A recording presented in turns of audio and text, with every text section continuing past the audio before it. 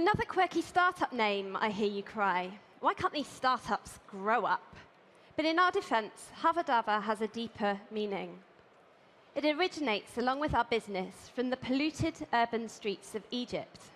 Roughly translated, Hawa Dawa means air medicine in 7 global languages, understood by roughly 50% of the global population speaking Arabic to Swahili. OK, today we're in Berlin, but never mind. Pollution knows few boundaries. Our CEO and co-founder, Karim, spent his formative years in a house full of doctors in the city of Cairo. Cairo is a city displaying all of the typical traits of an emerging economy when it comes to air quality and health. I'm Cassie Welling, COO of Hawa Dawa. I spent my youth breathing in country smells in rural England, but I'm here because of my background in environmental economics and governance. Combining AI, IoT, and satellite technologies, we've built the most comprehensive digital platform for managing air quality. Companies and cities are already paying and using our data to actually challenge the mainstream of decision-making. Air pollution accounts for $5 trillion of losses in economic output each year. 1 in 8 deaths globally can be attributed to the long-term effects of pollution. Study after study show the links between air pollution and critical global illnesses, from diabetes to depression. Headline after headline demonstrate the growing sense of urgency to actually tackle this problem. But there's a gap between this urgency to tackle this pollution problem and the science-based insights that actually enable us to target investment into doing so. The technology is largely there, but the question is how to take IoT sensing, how to take satellite data conversion, how to take machine learning to actually understand the types of pollution behaviors that actually trigger certain types of diseases, and produce a data set that is relevant enough, usable enough, actionable enough to actually be able to service some of these real-life use cases. And that's where Hawa Dawa comes in. We're building a digital twin for the health of our cities. We're fusing tropospheric air quality data from the most advanced multispectral imaging spectrometer in orbit. We're combining this with weather data, with land use data, and with all of the terrestrial air quality data sets that we can get our hands on. But converting satellite air quality values into ground-based air quality values is no mean feat. In fact, it's something that very few other companies are actually doing. But downscaling satellite resolution into street-level granularity is actually helping us improve the accuracy of our air quality models by up to 80% for certain types of pollutants. And critically, it helps us predict the data in between the gaps in between our terrestrial air sensors on the ground, which, incidentally, we have built, calibrated, certified, and generated revenue from in just 2.5 years. We're effectively creating a new commodity, be it for use in de-risking public investment in traffic control, in pollution control, or developing a new app, a new, more responsive app for digital health, basically combining prescription data with disease data and granularly relevant pollution data. We're actually enabling cities to build entirely new urban mobility systems based on our understanding of pollution data. We can integrate our air quality forecasts and our traffic simulations into smart traffic management systems already. Elsewhere, we're actually looking and we're exploring the possibility of being able to attribute NOx and sulfur dioxide emissions in the shipping industry with a handful of global carriers. With a combined revenue of around $40 billion, these industry heavyweights are already interested in the analysis that we're doing, the early analysis, and this is before the satellite technology is even at full capacity. Imagine what we can do already at street level with our real-time measurements.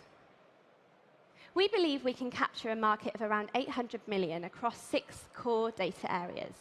We're offering a data subscription at the moment, and we've established a partnership model which basically enables us to leverage the atmosphere leverage the infrastructure of these global partners to get the global coverage of data required to validate and to perpetuate our subscription model.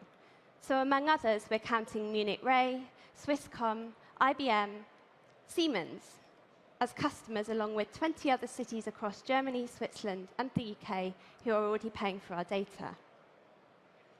Our founding team includes a previous data company founder, as well as expertise from neuroscience, epidemiology, climate finance, and traffic engineering.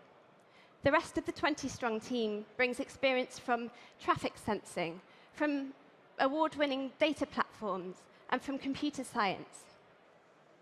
And we're seeking today a global partner that's ambitious enough to be able to integrate greenhouse gas emissions data and pollution data into everyday business decision-making. We want, with you, to prove that air quality data is as relevant to the financial markets as it is to asthmas.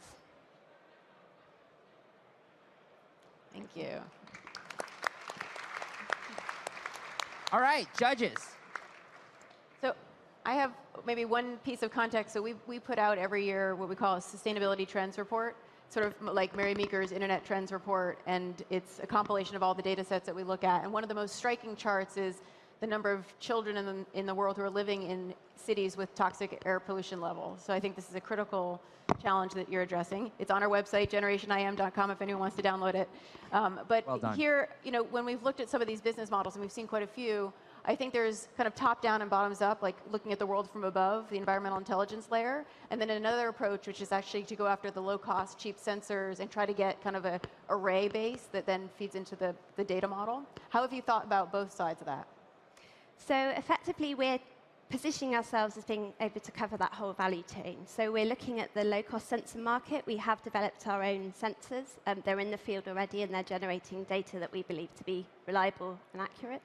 But then on the other side, we're using satellite data to sort of validate what we're doing on the ground, and critically, as I mentioned, do the sort of gap analysis, so actually be able to predict data based on satellite data and our ground values, and then a whole host of other data sets to actually sort of build up that from ground into space spectrum of data. But in terms of the sort of business model in that respect, we've got on the one hand the monitoring as a service. So yes, where we take our sensors, we install them in cities. It's a relatively straightforward business model. And then when you're going up to the satellite end of things, it opens up to a huge market. So for example, just to touch on one, which I mentioned, the shipping industry. January next year, they've got massive regulations coming into force, really into force. So shipping industry is having to cut emissions by 80%, sulfur emissions, basically. So if we're stepping in and saying, we're already at the stage where we can take satellite data and do something with it in terms of monitoring and really trying to attribute in a clever way, then we're already onto a winner, we believe. I was actually just in Cairo, and I can attest to the air quality there. Now, at the moment, can you give us a bit more of a sort of perspective about the sort of competitive environment for what's going on right now? I mean, where are people getting their monitoring? You said, obviously, cities have their own sort of sensor data. It sounds to me like the innovation you're doing is you're taking satellite data and you're translating, you're figuring out where the air pollution is happening from that satellite data. Now, is nobody doing that already?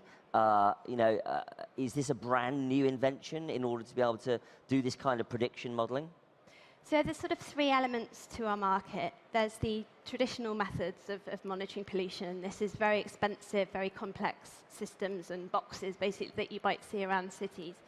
The problem with them is that they're highly accurate. They have the highest accuracy that we will never be able to reach with our local sensor network. No one argues with that. But they're very expensive, and they only measure in a single point. Right, yeah. Then they've got smaller manual measurements that sort of fill in the gaps in between, but they're manual. And they produce monthly averages and not real-time maps. So in terms of doing something around traffic management, traffic routing, you just can't do anything. Then on the other side, you've got the two elements. You've got the hardware, so the low-cost sensor sort of competitors that are in the field, and there are many of those. But the point is that they're not offering the magic. They're not able to do that sort of high-level analysis based on traffic data, based on health metrics and so on, that can actually sort of take it into a monetizable product. And then the other side is the data analytics companies. So there are obviously a number in the field. There's Breezometer, there's a Cleaner in the US who are doing something in that respect. We're positioning ourselves at sort of, the position between everything. And in terms of the satellite data analysis, there are other companies who we believe are starting to do analysis based on satellite data. But in terms of some of the industries that we're looking at, we believe that we're the front runners in that. So they're generally going after, some big cities, but you're going, hold on a minute, there's all this shipping regulation that's going to come in. I mean, can you do real-time data about a ship offloading, cleaning it out its fuel tanks in the middle of the ocean or something, which is generally illegal, obviously? Yeah. So I can't go into too much detail on what specifically we're doing in the shipping industry because we're under NDA with a couple of carriers. Oh, interesting. But what I can say is there's a distinction between on-port side monitoring and then offshore monitoring. And obviously the offshore is massively complicated because it's just not visible. Yeah. So we're starting to go in that direction, basically, where we can do that sort of thing. So as I mentioned, the satellite resolution is still very, very low at the moment. But we're already doing some analysis, which has been quite interesting for some of our partners. So, and to build on that, you're targeting several different verticals or different markets where this can be applicable, undoubtedly. How are you organizing yourselves from a go-to-market perspective to get customers, be it in the digital health space or the oil and gas space or the smart city kind of government space? Yeah, it's a good question. Where do we find our focus? So our initial traction has come from cities, and as I mentioned, it's the sort of easiest business model somehow to get a head around. And we are working with a number of cities, as I mentioned. In terms of finding these different market segments, we're being quite clever in the way that we're structuring our product portfolio. So we're in the process of sort of breaking it down to the critical parts, so from as basic as an API access through to a full suite of analysis and consultancy and so on at the other end. So it's almost a checkbox of what companies can actually select. We are relatively sector agnostic in that we're creating a database that can service any industry. But the point is, the analysis that we're doing that integrates traffic data, that integrates mobility data, that integrates health data, prescription data, and so on, is where the value lies. So in effect, we can sort of take all of our data and do any type of analysis that we want to. We can set up algorithms that do the analysis immediately. So in terms of focus, we don't need to worry too much. Obviously, trying to get customers is more tricky when you're trying to sort of focus on, for example, shipping in 1 month and then health on the other month. It's a challenge, but we have a number of partners in these different spheres, and we feel like we're juggling it at the moment quite well. And how do customers think about ROI? Right, because the monitoring, it's valuable if it's tied to some remedial action. So have you seen any behavioral change in your customers? So we ran a very interesting project with Siemens in Munich, in Germany, where we're based, actually. And we were trying to reroute traffic around the city based on air pollution forecasts and then data from another company that actually collects data on driver behavior, speed, braking, and so on. And we actually observed that we were able to change behavior. So I think at the far end of the spectrum, this is where we want to be. We want to get people, want to get into mindsets that this is the way that you behave. This is the data that is required to understand why I'm doing this, where I'm going with it. And as I say, we were able to actually change behavior, and we're hoping to scale this up. So whether it's across the whole city of Munich or whether it's in another city, we can see that our pollution data is actually having an effect. I mean, I think, was it yesterday in London, they announced that the ultra-low emission zone is actually having a massive effect on pollution levels. So, if you can measure it and be very specific about where these pollution drops are coming, that's a really valuable tool to be able to then do other things. Final question? When you have one question. When you have $100 million of revenue, how will it be broken up between cities, tech companies, oil and gas, et cetera? Yeah, good question. So at the moment, we would say the majority of our revenue is coming from cities, but the change is coming now. So it's not necessarily just we're installing our sensors and that's it. We're actually getting recurring revenue from these cities, which is a really good model for us. The rest is literally corporate partners. So it's companies that are interested in either deploying sensors across their own physical infrastructure networks without cities being involved at all, and then they're reselling our data already, or they're integrating it into their own systems, whether it's smart traffic systems, whether it's digital health platforms, and so on. So it's definitely growing at the moment. And we expect next year that the corporate side of things will overtake the city side of things. Okay, one more round of applause for Hawa Dawa. Thank you. Thank you so much. Thanks very much. Thank you. Thank you. Thank you. Good. Thank you. Thank you. Okay, let's bring out